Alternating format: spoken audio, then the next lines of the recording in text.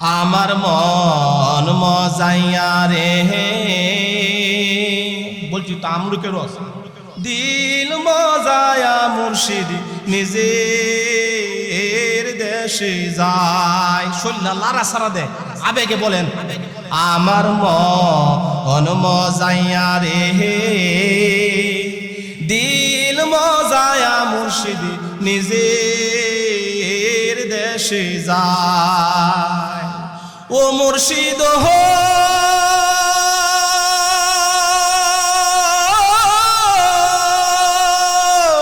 একে আমার ভাঙ্গন তার পরে লড়ে সোর, কখন জানি এই গর ভাঙ্গা পরে রে।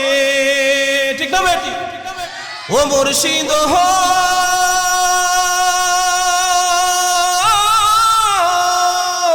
একে আমার ভাঙ্গা গর তার উপরে লড়ে সোর, কখন জানি এ গর ভাঙ্গা পরে রে। আবের নেওয়ারি রে কাসাবাসের বেড়া রে, আবের নেওয়ারি রে কাসাবাসের বেড়া রে, বাজার লুটিয়া নিল সুরায় রে। আমার মন মজাইয়া রে, দিল মজায়া মুর্শিদ নিজের দেশে যায়। আমার মন মজাইয়া রে, দিল মজায়া মুর্শিদ নিজের দেশে যায়। ঠিক না বেটি? লুকমান বলেন ওয়াইজ ক্বালা লুকমানুল ইবনিহি, وإذ قال لقمان لابنه وهو يعظه يا بني لا تشرك بالله إن الشرك لظلم عظيم। লুকমান বলেন সন্তান আমার আল্লাহর সাথে শরীক করবা না। এখন আমার কথা হলো আমরা এখানে তো সবাই বাবা, ঠিক না বেটি? এখানে কি সবাই বাবা? এখানে বাবাও আছে ছেলেও আছে, ঠিক না বেটি? এখানে সবাই বাবা, সবাই ছেলে, সবাই দাদা, সবাই নানা, সবাই শ্বশুর, সবাই জামাই, ঠিক না বেটি? যে লোক বিয়ে করছে না সে ছেলে, কিছুদিন পরে বিবাহ করবে সে বাবা হবে। যার ছেলে আছে সে বাবা হয়ে গেছে, যার মেয়ে বিয়া দিছে শ্বশুর হয়ে গেছে, যে ছেলে বিবাহ করাইছে শ্বশুর হয়ে গেছে। এখানে তো আমরা সবাই আছি, ঠিক না বেটি? একটু আওয়াজ করে বলুন। এই জন্য লুকমান যে তার সন্তানকে উপদেশ দিয়েছেন, এই সন্তানের ব্যাখ্যার ভিতরে শ্বশুর আছে, এই সন্তানের ব্যাখ্যার ভিতরে দাদা আছে, এই সন্তানের ব্যাখ্যার ভিতরে নানা আছে, এই সন্তানের ব্যাখ্যার ভিতরে আগামী শীতের মৌসুমে যে যুবকটা বিয়া করবে এই যুবকটাও আছে, ঠিক না বেটি? এজন্য শিরিক করবো নি আমরা। শিরিক কারে কয়? আল্লাহ একক, আল্লাহর সাথে সরাসরি তো শিরিক করবেন না। আমরা তো আল্লাহ একজনই জানি, ঠিক না বেটি? না হিন্দুদের মতো 33 কোটি জানি, কিন্তু কথাবার্তার মধ্যে শিরিক হয়ে যায়, ঠিক না বেটি? আওয়াজ করে প্যারে হাজির, কথাবার্তার মধ্যে কেমনে শিরিক হয়ে যায়? ছোট্ট একটা ঘটনা বলতাম নি।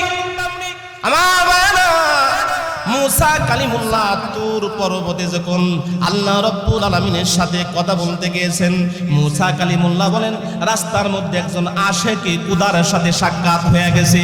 আশেকে কুদা 500 বছর যাবত নামাজ পড়ে জিকির আজকার করে সে ফানাফিল্লাহ হয়ে গেছে। সংসারের কবর নাই, বিবি বাচ্চার কবর নাই, সে আখিরাত নিয়ে ব্যস্ত। কিন্তু তার কাছে যখন আমি গেলাম, তার বডির চিত্র দেখে আমি মুসা কালিমুল্লাহ হতবাক হয়ে গেছি। বলেন আল্লাহু আকবার। মুসা কালিমুল্লাহ বলেন আশেকে কুদার দেহের ভিতরে কিছু বললাম আছে বিষাক্ত কিছু পোকা তারে কামড়াইতাছে। আল্লাহু আকবার বলবেন না? আমি জিজ্ঞাসা করলাম আশেকে কুদা তোমার এত বিষাক্ত প্রাণী কামড়াইতাছে তুমি কেমনে সহ্য করো? মুসার জবাবে আশেকে কুদা বলেন আমার বিষাক্ত পোকা কামড়ানোর কারণে আমার দুইটা উপকার হয়। এক নাম্বার উপকার, ইবাদতের মধ্যে অলসতা আসে না। আল্লাহু আকবার বলেন। দুই নাম্বার উপকার, বিষাক্ত পোকার কামড়ের তীব্র যন্ত্রণায় আমার ঘুম আসে না, অলসতার ঘুম না আসার কারণে একতরফা ইবাদত চলতেছি। আল্লাহু আকবার। আর আসতে বলে, আর আমাদেরকে যদি মশা কামড় মারে কি অবস্থাটা? হ্যাঁ, ইমাম সাহেব কয়েল চালেন, মুয়াজ্জিন সাহেব কয়েল চালেন, আর সাহাবায়ে কেরামরে তীর মারছে, এরপরেও খবর নাই। ঠিক না? আলোচনা করে বলুন। তাই যাই হোক, ঘটনা দিয়ে আলোচনা লম্বা করতে চাই না। মুসা কালিমুল্লাহ বলতেছে যে আপনার এই অবস্থা, এই তীব্র যন্ত্রণা, বিষাক্ত প্রাণীর কামড়কেও ইবাদত করতেছেন, আপনার কোনো চাওয়া পাওয়া আছে কিনা বলেন। এই লোক তো মুসা কালিমুল্লাহরে চিনে না। বলতেছে যে আমার দুইটা আকাঙ্ক্ষা আছে। কয়টা? দুইটা আকাঙ্ক্ষার মধ্যে এক নম্বর আকাঙ্ক্ষা হচ্ছে জামানার পয়গাম্বর মুসা নবীর সাথে সাক্ষাৎ করতে চায়। বলেন আল্লাহু আকবার। মুসা কালিমুল্লাহ বলেন তোমার খুশনসিব, আমি তো জামানার পয়গাম্বর মুসা। বলেন আল্লাহু আকবার। তোমার প্রথম নম্বর আবদার পূর্ণ হয়ে গেছে। দ্বিতীয় নম্বর আবদার কি? আশেকে খোদা বলেন এক গ্লাস ঠান্ডা পানি খেতে চাই। শিরিকটা বোঝানোর জন্য লম্বা বয়ান না করে একটা উদাহরণ দিচ্ছি বাবারা আমার। মুসা কালিমুল্লাহ বলতেছেন ঠান্ডা পানি আনতে যাচ্ছ, অপেক্ষা করো। মুসা কালিমুল্লাহ ঠান্ডা পানি আনতে গেছেন।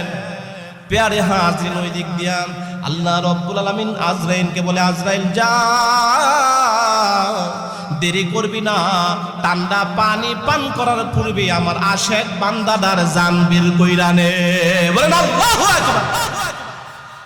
পেয়ারে হাজিরিন, মুসা কালিমুল্লাহ পানি আনতে গেছে, আজরাইল তার জান কবজ করে ফেলেছে। কিছু বিষাক্ত সিংহ, বাঘ, বল্লুক, বিষাক্ত প্রাণী, হাইওয়ান, জানোয়ার এসে তার দেহটাকে চিরে ফিরে খেয়ে ফেলেছে। বলেন আল্লাহু আকবার। মুসা কালিমুল্লাহ এসে বলে, প্রভু তোমার রফিকের সাথে তোমার পক্ষ থেকে যদি এমন আচরণ হয়, তোমার বন্ধুর সাথে যদি এমন আচরণ হয়, যারা নামাজ পড়ে না, রোজা রাখে না, তোমারে আল্লাহ বলে ডাকে না, তাদের সাথে তোমার ব্যবহারটা কেমন হবে গো প্রভু? আল্লাহ রব্বুল আলামিন বলেন, মুসা তুমি আমার পয়গাম্বর, 500 বছর যাবত তারা আমি পানি দিচ্ছি, অক্সিজেন দিচ্ছি, খাবার দাবার দিচ্ছি, তোমার কাছে নাকি ঠান্ডা পানি চাই। এটার মধ্যে একটা গুপ্ত শিরিক আছে। জোরে বলবেন না সুবহানাল্লাহ। সুবহানাল্লাহ কিসের জন্য বললাম? আল্লাহ রব্বুল আলামিন বলেন অস্পষ্ট শিরিক আছে, গোপন একটা শিরিক আছে। মৃত্যু যন্ত্রণা দিয়ে আমার বান্দাটার একটু কষ্ট দিয়া আমি আল্লাহ রব্বুল আলামিন নিষ্পাপ বাণী আমার কাছে তুলে নিয়ে আসলাম। বলেন আল্লাহু আকবার। আমি আমার বান্দাটার গোপন শিরিকের কারণে আমি তারে জাহান্নামে দিতে চাই না। বিষাক্ত প্রাণীর কামড়কে সে ইবাদত ছাড়ে নাই, বিষাক্ত প্রাণীর কামড়কে সে জিকির ছাড়ে নাই, বিষাক্ত প্রাণীর কামড়কেও আমি আল্লাহকে একটা সেকেন্ডের জন্য বলে নাই। গোপন শিরিক হয়ে গেছে, অস্পষ্ট শিরিক হয়ে গেছে। ও আমার নবী মুসা, এই অস্পষ্ট শিরিকের কারণেই তো তারা জাহান্নামে দিতে হবে। এই জন্য শাস্তিরা সাময়িক সময় দুনিয়ায় দিয়া আমার বান্দাদারে নিষ্পাপ করে আমার কাছে তুলে আনলাম। বলেন আল্লাহু আকবার। লা ইলাহা, জোরে জোরে লা ইলাহা। আমার মন মজাইয়া রে,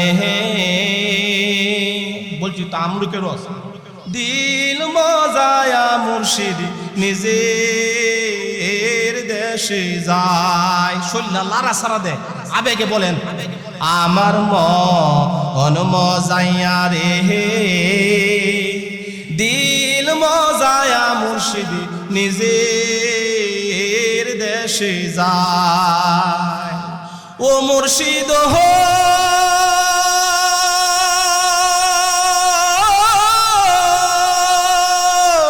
একে আমার ভাঙ্গন তার উপরে লড়ে সোর, কখন জানি এই গর ভাঙ্গা পরে রে। ঠিক না বেটি? ও মুর্শিদ হো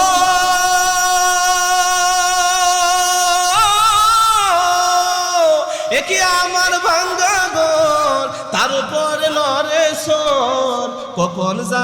এ ঘর ভাঙ্গা পরে রে, আবের নেওয়ারি রে কাসাবাসের বেড়া রে, আবের নেওয়ারি রে কাসাবাসের বেড়া রে, বাজার লুটিয়া নিল সুরায় রে, আমার মন মজাইয়া রে,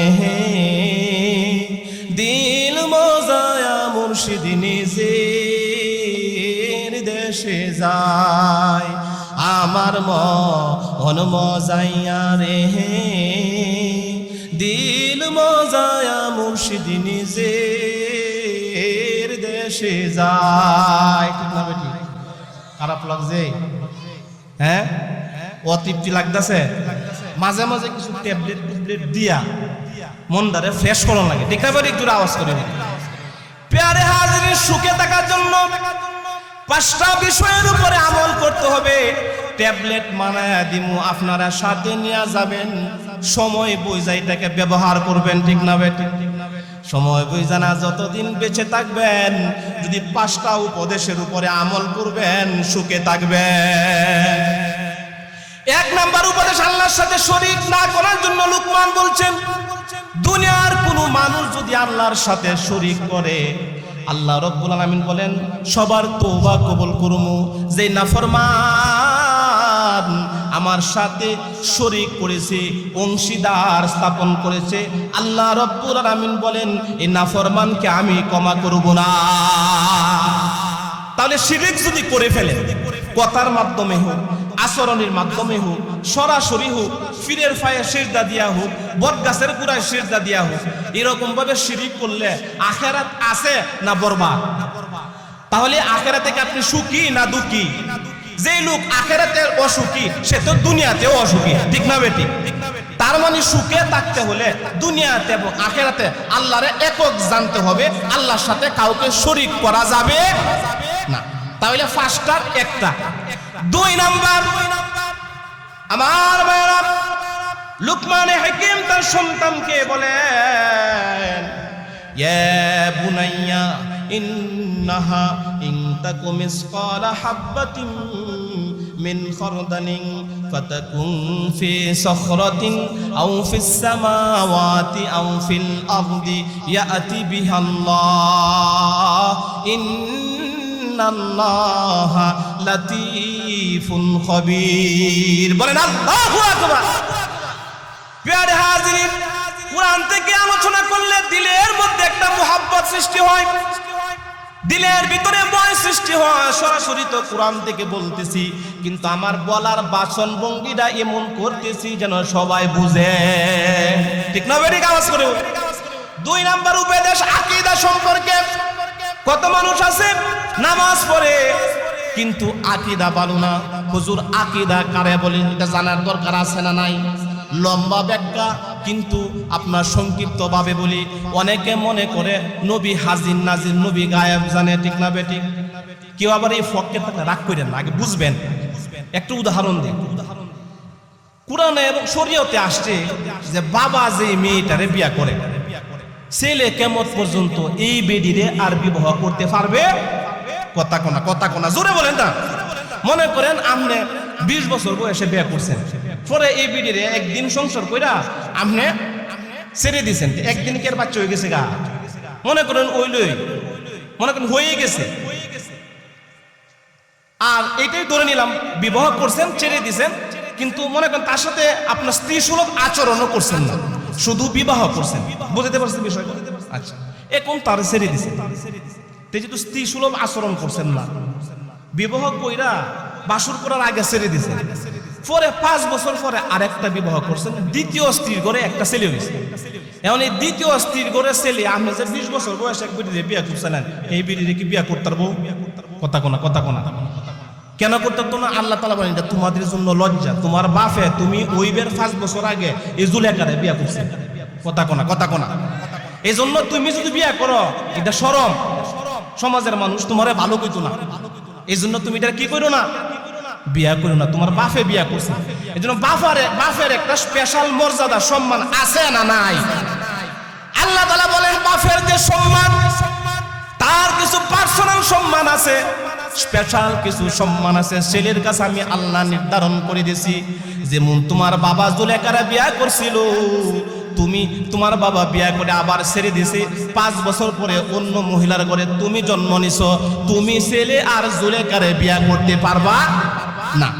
আল্লাহ রাব্বুল আলামিন বলেন বাবার যেমন স্পেশাল একটা সম্মান আছে, আমি আল্লাহর একটা স্পেশাল সম্মান আছে, আমি আল্লাহর একটা স্পেশাল পাওয়ার আছে। সব জায়গায় হাজির নাজির হওয়া হইলো আমি আল্লাহ তাআলার গুণ। ঠিক না বেটে একটু আওয়াজ করে বলুন। এটা নবীর গুণ না, এই গুণ আমি নবীরে দিব না। উনি হাবিবুল্লাহ, উনি সমস্ত নবীদের ইমাম। উনার কারণে তামাম পৃথিবী আসমান জমিনের মন্ত্রী হয়েছে। তোমরা তার দামি উম্মত। উনার শান মানের তার মুজেজার কোনো অভাব নাই, কিন্তু তোমরা এই কথা কখনো বলো না উনি সব জায়গায় হাজির না যায়, তাহলে তোমাদের আকীদা নষ্ট হয়ে যাবে, আমার সাথে এটা শিরকি হয়ে যাবে। ঠিক না? একটু আওয়াজ করে বলি। এই ধরনের কিছু ভুল আমল যদি মানুষে করে, বেঠিকটারে যদি সঠিক মনে করে, সঠিকটারে যদি বেঠিক মনে করে, এইটা ওই আকীদা খারাপ। সহজে বুঝাই দিলাম, বুঝতে পারছি বিষয়টা। এখন সহি আকীদা কোনটা? কুরআন হাদিসে যেটা আছে সেইটা মানবেন, এইটা সহি আকীদা। কুরআন হাদিসে কি আছে, এই যে আপনাদের সুনাম ধন্য ইমাম সাহেব মাওলানা মুহসিন সাহেব, ওনার কাছ থেকে শরীয়ত জেনে নেবেন। আপনাদের এলাকার বড় বড় উলামায়ে কেরামের কাছ থেকে আকীদা জেনে নেবেন, নিয়া সহি আকীদার উপরে আমল করবেন। রাজি আছেন তো? কারণ আকীদা যদি খারাপ থাকে তাহলে জান্নাত মিস হবে, জাহান্নামে যেতে হবে। তাহলে কি আপনি সুখী না দুঃখী? প্যারে হাজিরিন, লুকমান আলাইহিস সালাম বলেন, এ বুনাইয়া ইন্নাহা ইন তাকু মিসকালা হাববাতিন মিন খারদালিন ফাতাকুন ফি সখরাতিন আও ফিস সামাওয়াতি আও ফিল আরদি ইয়াতি বিহাল্লাহ ইন্নাল্লাহা লাতীফুন খাবীর। আকীদা সম্পর্কে লুকমান হাকিম তার সন্তানকে বলে, হে আমার আদরের সন্তান, মনে প্রাণে বিশ্বাস করতে হবে। এটাকে শুধু লুকমানের ছেলেরে বলছে না, ইনডাইরেক্ট ভাবে আল্লাহ সমস্ত জাতিরে বলছে। আমার ভাইরা, মনে প্রাণে বিশ্বাস করতে হবে আকাশে জমিনের যা কিছু আছে সব কিছুর উপরে আল্লাহ রাব্বুল আলামিনের একটা ক্ষমতা আছে, আধিপত্য আছে। ঠিক না বেঠিক একটু আওয়াজ করে বলুন। আল্লাহ রাব্বুল আলামিন বলেন সব কিছু আমার ক্ষমতার ভিতরে। একটা বস্তু যদি আসমানে অবস্থান করে আমি রব দেখি। তুমি যদি পাহাড়ের ভিতরে গিয়া পাপ করো আমি রব কিন্তু দেখি। তুমি যদি সাগরের অতল গহীনে গিয়া পাপাচার করো আমি রব কিন্তু দেখি। তুমি যদি পাথরের ভিতরে গিয়া পাপাচার করো আমি রব কিন্তু দেখি। এজন্য লুকমান হাকিম বলে, সন্তান আমার এমন আকীদা পোষণ করবা আল্লাহ রাব্বুল আলামিন সব কিছু দেখেন, সব কিছু বুঝেন। বলেন আল্লাহু আকবার। একটা মানুষ যদি এই আকীদা পোষণ করে, মনে করেন মাইত্তা বাজারতে আপনি বাড়িতে আসতেছেন, বাড়িতে আসার সময় একটা বস্তা পাইছেন, বস্তার মুখ খুললে দেখেন এটার মধ্যে কয়েক কোটি টাকা। ঠিক না বেঠিক একটু আওয়াজ করে বলুন। ডাইনে বামে সামনে পিছনে তাকায় দেখেন, নির্বাচনের মৌসুমে পুলিশে আমার তেমনি ব্যস্ত। এটা কি সময় শহরে আসতে জংলা জাংলা তাইব, আপনি দেখছেন এত টাকা যাহাইরে ডাইনে বামে সামনে পিছনে কেউ নাই, পুলিশ থাকবো দূরের হতা, গ্রাম পুলিশও নাই। ঠিক না বেঠিক? আপনি আইন জামাইরা ঘরের ভিতরে রাখা দিয়েছেন, কেউ দেখছে না। আসলে তো কেউ দেখছে? কথা বলেন, কেউ দেখছে? আল্লাহ দেখছে কিনা? আপনি যদি আকীদা পোষণ করেন কার টাকা জানি না, ঘরের ভিতরে নিয়ে রাখবো, কেউ দেখে নাই, আমার আল্লাহ দেখছে। যদি এই আকীদাটাকে টাকা নিবেন, যদিও নেন ইমাম সাহেবের কাছে যাবেন, ইমাম সাহেব 2 কোটি টাকা পাইছে, মাইকে ঘোষণা দিই, ইমাম সাহেব যদি আল্লাহ না হয়ে থাকে কইব যে ঠিক আছে ঘোষণা দিই, না এলে কইব যে আমি বন্ধ করে নিয়ে গেবে, বেতন 8,000 আমি নাম নদী না পাক করে নিয়ে যাই। ঠিক না? একটু আওয়াজ করে। আসলে কি ইমাম সাহেব এরকম করবো? বিশ্বাস আমি 2013 সালে 9 লক্ষ টাকা পাইছি। কয় লক্ষ? আমি 9 টাকার মালিক। এটা আমার মাদ্রাসার, আমি সোনারগাঁও এক মাদ্রাসায় পড়াইতাম। মাদ্রাসার যে মুহতামিমে জাগার বাইনা দিব টাকা রুমের ভিতরে তৈরি গেছে। যাই হোক, আমারে কল দিছে যে হাবিব সাহেব টাকা তো রাইখা গেছি। আমি বলছি যে ভালো হয়েছে, কয় লাখ? 9 লাখ। আমি কেমন লইয়া বাগদাম না থাকতাম, কয় আপনার ইচ্ছা।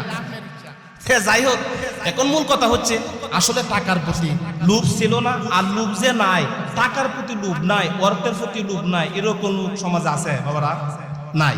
কিন্তু কেউ যদি সুখে থাকার চিন্তা করে, সুখে থাকার কোনটা? যে আখিরাত বরবাদ হয়ে যাবে, আখেরাতে সুখের চিন্তা যদি কেউ করে দুনিয়াতে পাপ করবে না, দুনিয়াতে আখেরাতে সুখে থাকার জন্য শরীয়তের শরীয়ত যে পথ দেখিয়েছে, কোরআন হাদিস যে পথ চিনিয়েছে, এই পথ ছেড়ে সে পথের বাহিরে যাবে না।